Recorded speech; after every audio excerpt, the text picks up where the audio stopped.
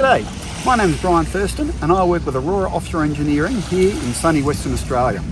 I'll be speaking on the afternoon of Wednesday the 17th of April at the 4th Annual Subsea Cables Reliability Forum in Amsterdam. My topic will be about improving cable lifetime reliability through the use of the net present value analysis method.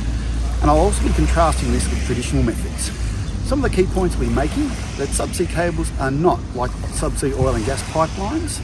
Subsea cables do require their own bespoke design guidelines and reliability targets. In particular, we're going to be looking closely at reliability of subsea array cables on rocky seabeds. I'll demonstrate a few areas where a net present value analysis can be very useful.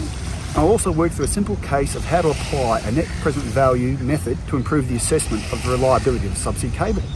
I look forward to seeing you in Amsterdam.